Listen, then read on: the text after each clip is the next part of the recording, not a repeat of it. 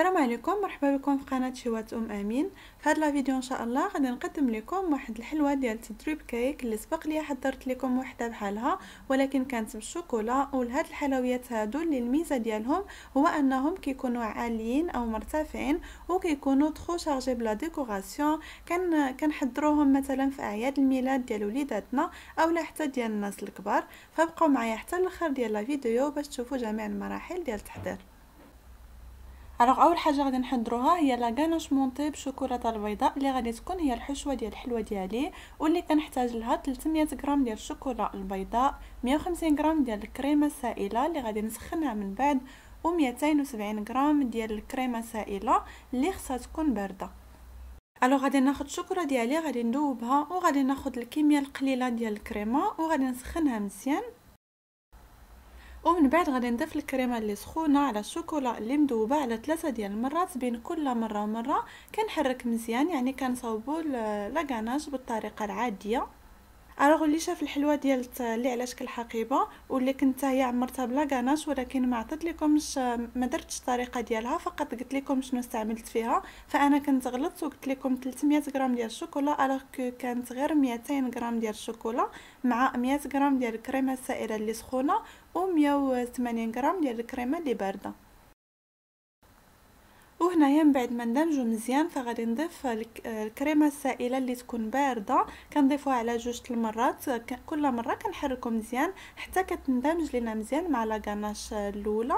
ومن بعد غادي نغلف كلشي بالبلاستيك الغذائي، كنغلفو او كونتاكت يعني على الوجه ديالها، وغادي نخليها في الثلاجه على الاقل 4 ديال السوايع قبل ما كنطلعوها.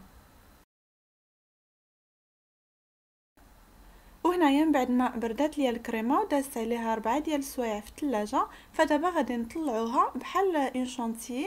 فغادي نستعملوا سواء الروبو او الضراب الكهربائي. فهنا خصنا فقط نردوا البال، لان الكريمه ما خصهاش تطرب بزاف باش ما كتحولش لينا الزبده. داكشي علاش كنطربوا كنردوا ليها البال. اون فوا كنشوفوها طلعات كنتوقفوا باش ما كتخسرش لينا لاكاناش.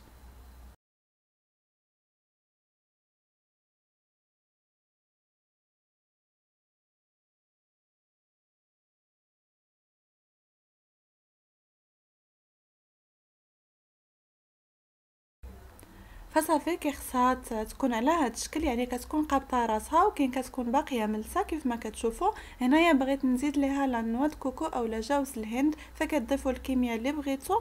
انا ضفت ليها هنا تقريبا واحد 80 غرام، وغنخلطها مزيان. وصافي لا غاناشمونط ديالي كتكون موجوده، كنخليها في الثلاجه حتى الوقت الاستعمال. ودابا غادي نوريكم بسرعه باش كيفاش حضرت بعض الاشكال بالعجينه ديال السكر اللي غادي نزين بها الحلوه ديالي. فاول حاجه غادي نوريكم فين غادي نكتب مثلا السميه الا كنا باغيين هاد الحلوه للعيد ميلاد. كناخذ عجينه ديال السكر في الابيض اللي سرحتها، من بعد كناخذ الطابع بحال هذا الشكل، اولا يمكن لكم تاخذوا اي طابع بغيتو. فإلا لقيتو بحال هادو كيكونوا فيهم بزاف كيكونوا زوينين بزاف.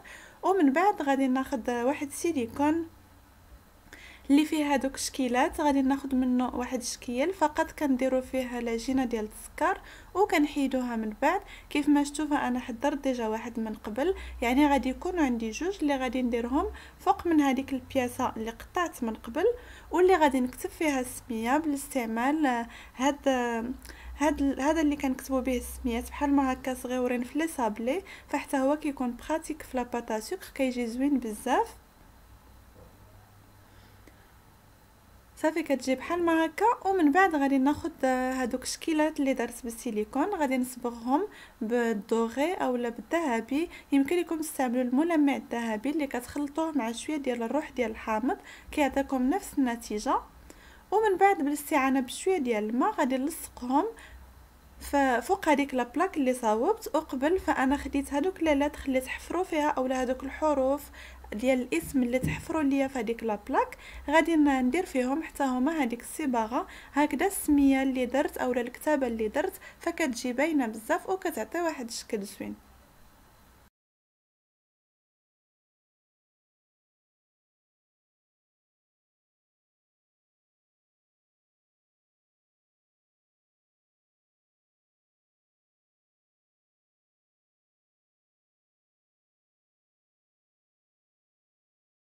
وصافي هنايا لا بلاك ديالي موجوده، فغادي نخليها على جنب. من الاحسن كنصاوب هذا الشيء يعني ليله قبل وكنخليه باش كينشف على خاطره. ومن بعد خديت هذا السيليكون هذا اللي فيه هذوك الكويرات كيعطينا بحال دي بيرل، فغادي ندير فيه العجينه ديال السكر وغادي نحيدها. من بعد راه كتحيد بكل سهوله، واخا غادي تقطعوا ليا ماشي مشكل، انا اصلا غادي نفرقهم باش نشكل به من بعد الشكل اللي بغيت. الوغ هاد لي سيليكون كما قلت لكم فكيتباعوا رخاصين بزاف وكيعطيونا شكيلات اللي زويونين. الوغ من بعد ما غادي نحيدهم حتى هما غادي نصبغهم بهذيك الصباغه اللي في الذهبي، وغادي نخليهم حتى هما حتى الغد. وهنايا عندي العناصر اللي غادي نزين بها الحلوه ديالي. فسبق لي حضرت دي ماكارون اللي غنخلي لكم حتى هما الرابط ديالهم في صندوق الوصف، واللي زينتهم بشويه بهذيك الصباغه الذهبيه. صايبت كذلك دي مورانغ اللي صايبت فيها بزاف ديال الاشكال، سواء في الابيض اولا في هذا اللون هذا اللي هو اللي غادي يكون اللون الاساسي ديال الحلوه ديالي، مع اللون الذهبي بطبيعه الحال اللي زينتهم به هكذا غير شويه من الفوق. وصافي هاد بالنسبه لي مورانغ ولي ماكارون فكنت حضرتهم يومين من قبل، يمكن لكم تحضروهم حتى قبل يعني كيبقاو يقدروا نحتفظوا بهم. وهنايا فسبق لي صاوبت هذوك الارقام بالعجينه ديال السكر ولصقتهم في العواد ديال لي بروشات بالعجينه ديال السكر، وصبغت كل شيء بالملون الذهبي. وهادو هما العناصر ديال التزيين اللي حضرت معكم من قبل.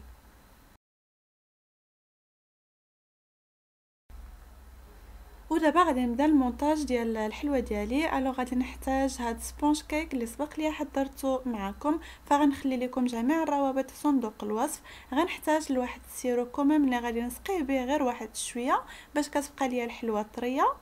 هنايا غنحتاج الكراميل اللي سبق لي حضرته معكم عده مرات. الو كنحتاج كذلك كريمه الزبده بالمورانغ السويسريه، وغادي نحتاج لاغاناش مونتي اللي حضرنا قبيله.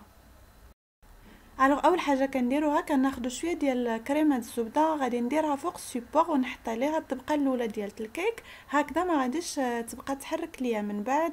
وكناخذ الطبقه الاولى ديال سبونج كيك غادي نسقيها واحد شويه فقط شويه باش الحلوه كتبقى ليا طريه من بعد. وغادي ندير شويه ديال لاغاناش مونتي بالشوكولاته البيضاء والجوز الهند اللي حضرنا قبيله، وغادي ندير فوق منها شويه ديال الكراميل اولا بزاف كيف ما بغيتو. فالكراميل كيتواتى بزاف مع الكوك اولا جوز الهند. وغادي نستمر كي بحال ما هكا حتى كنكمل طبقات ديال سبونج كيك ديالي كاملين. الوغ الا تهرست لكم شي طبقه ديال سبونج كيك فماشي مشكل، فقط ديروها في الوسط. فمن بعد ملي غتكملوا الحلوه وملي غادا تقطع باش تكال ما كتكون باينه حتى شي حاجه. الوغ باش كيجينا تشكيل ديال هاد النوع هذا ديال الحلويات ساهل وما كيغلبش علينا وما كيشدش لينا النهار كامل، فكنفرقوا العمل ديالو. مثلا بالنسبه لهادوك العناصر اللي وريت لكم قبيله يعني ديال التزيين فكنوجدوهم قبل، يمكننا نوجدوهم قبل حتى ب3 ايام ولا 4 ايام ماشي مشكل، ما كتوقع لهم حتى شي حاجه، بالعكس شحال ما نشفوا كيكونوا احسن. وبالنسبه للسبونج كيك كذلك كنوجدوه قبل فوقاش ما بغينا قبل، يمكن نحتفظوا به في المجمد حتى كيوصل الوقت ديال الحلوه ديالنا وكنجبدوه كيكون بحال باقي جديد. الوغ كذلك في النهار قبل ما كنصاوبوا الحلوه كيبقى لنا نحضروا فقط لا غاناش، وكنحضروا كريمه الزبده كذلك والكراميل، وكنديروا المونتاج. يعني هذا المونتاج هذا اللي كتشوفوا انا غادي نديرو نهار قبل، وغادي نغلف الحلوه ديالي في البلاستيك الغذائي، غادي نخليها في الثلاجه حتى الغد ديالو اولا حتى النهار اللي كنحتاجوها عاد باش غادي ندوز نغطيها بكريمه الزبده ونزينها. وهنايا في النهار الثاني اللي غادي نحتاج فيه الحلوه ديالي، الوغ كنخرجوها من الثلاجه كنحيدو عليها البلاستيك الغذائي وكنديروا عليها مباشره كريمه الزبده، كندهنوها كنديروا الكميه المناسبه باش كنديروا واحد الطبقه في الاول اللي كتكون رقيقه وكتغطي لنا الحلوه كلها. فاللي زوين في هذا السبونج كيك ما كيكونش كيتفتت لنا ما كيطلقش لنا الفتات، خصوصا الا بيتناه في الثلاجه. هذاك الشيء علاش ملي غادي ندير الطبقه الاولى اللي رقيقه وغادا نغطي الحلوه ديالي كامله، فنورمالمون كنديروها في الكونجيلاتور واحد 4 ولا 5 ديال الدقائق باش هذاك الفتات ديال الحلوه ما كيبقاش يخرج لينا. ولكن هنايا كيف ما شفتوا فما كاين لا فتات لا والو. داكشي علاش انا غنستمر من بعد ما غطيتها هكذا بطبقه رقيقه غادي نضيف الكريمه ديال الزبده وغادي نزيد نبقى كل مره كنضيف كريمه الزبده وكنزيد نغلط هذيك الطبقه باش كتغطى ليا الحلوه كلها. وكنستعانوا في البدايه دائما بهاد لا سباتول. الوغ اللي ما عندوش هاد لا سباتول وبغى يشريها فكنصحكم تشريو غير هاد الصغيره حيت كيكون فيها الصغيره والكبيره، اولا لا موين حتى هي كتشد في اليد مزيان، ولكن الكبيره صعيبه يعني باش تحكموا فيها. غير هاد الصغيره هادي فرونشمون كتحكموا فيها مزيان وكنقدروا نخدموا بها على راحتنا. الوغ من بعد ما كنعمروا بكريمه الزبده فكناخذوا هذاك لا سباتول الكبيره وكندوزوها على الحلوه كامله، ومن بعد كنشوفوا الا بقاو لينا شي فراغات كنعاودوا نعمروهم وكنعاودوا ندوزوها حتى كيتقادوا لنا الجناب ديال الحلوه كلها، ومن بعد كندوزو باش كنقادوا الفوق ديالها. وهنايا صافي بارك عليها، ما غاديش نحتاجوا لواحد الفينيسيون اللي تكون كامله 100% لاننا باقي غادي نغطيوها من بعد. وصافي هنايا غادي ناخذ الكريمه ديال الزبده اللي بقات ليا. الوغ بالنسبه لكريمه الزبده فانا خديت العبار اللي استعملت في لا فيديو اللي غنخلي لكم في صندوق الوصف. بغيت نلونها بواحد لو غوص اللي غيكون غادي للفيولي. الوغ غادي نستعمل ملون احمر وملون ازرق كيف ما كانوا عندكم سواء بودره او لا جيل، غير ما يكونوش سائلين لان الملونات السائله كيخسروا لنا القوام ديال الكريمات. وغادي نحرك حتى كنحصل على داك اللون اللي بغيت. وصافي هذا هو اللون اللي محتاج عليه. غادي ناخذ دابا واحد المعلقه صغيره وبالظهر ديالها غادي نبقى ندير هذيك الكريمه ديال الزبده غير في التحت، يعني تقريبا واحد 2 سنتيم في التحت ديال الحلوه ديالي. غادي ندورها عليها كامله.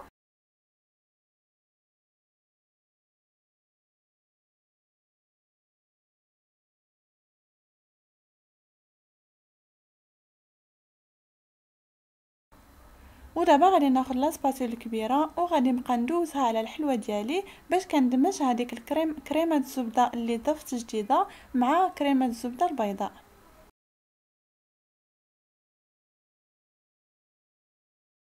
وصافي دابا غادي نقي السيبور ديالي وغادي ندخلها للمجمد وكنخليها الوقت اللي غادي نوجد فيه لا غاناش اللي غادي ندير من الفوق.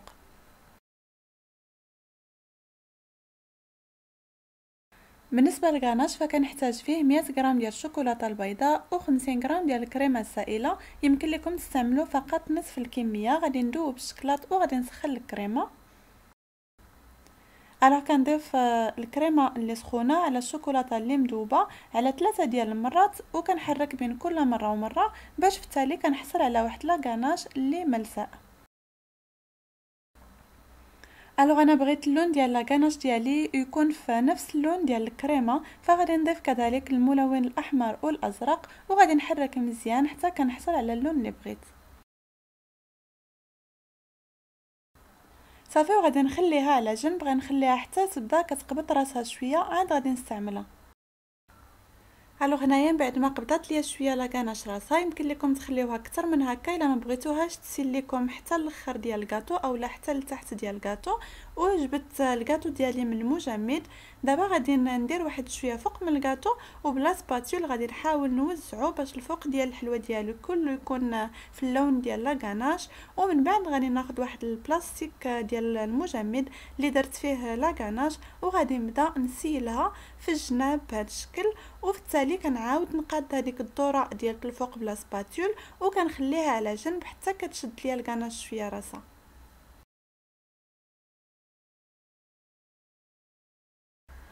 ودابا وصلنا المرحله اللي كتعجبني بزاف في التحضير ديال الحلوه وهي المرحله ديال التزيين. فغادي نحط العناصر ديال التزيين كلها ديالي فوق الحلوه. الوغ من قبل ما كتكونش عندي واحد الفكره مسبقه يعني التزيين ديال الحلوه، فحتى لدابا عاد كنبقى نحط حاجه بحاجه وكنشوفوا يعني كل واحد والذوق ديالو، كل واحد يحط داكشي كيف ما بغى ويزين كيف ما بغى، فحسبوه بحال ان طابلو بيرسونيل وكل واحد يبدع فيه كيف ما بغى.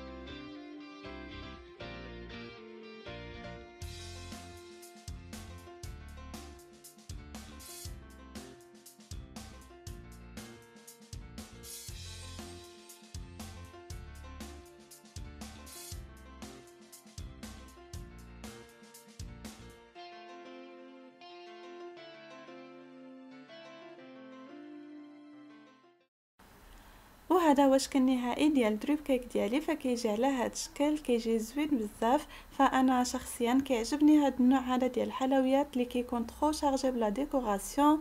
فكيصلح سواء الاعياد الميلاد ديال الوليدات الصغار اولا ديال الناس الكبار. كيمكن لينا نقادوه على حسب لو تيم ديالنا، نديرو فيه الالوان اللي بغينا سواء ديال الولاد ديال البنات، يعني كيف ما بغينا. فكنتمنى يعجبكم، وكنتمنى تعجبكم لا فيديو ديال اليوم وتكونوا استفدتوا منها. وإلا عجبتكم ما تنساوش تخليو لي لايك وتعليقاتكم، وتشتركوا في القناه، تفعلوا الاشتراك ديالكم بالضغط على الجرس باش توصلوا دائما بالجديد، تبارطاجيو لا فيديو مع اصدقائكم واحبابكم، ونتلاقاو في فيديو جديد مع وصفه جديده ان شاء الله. سلام.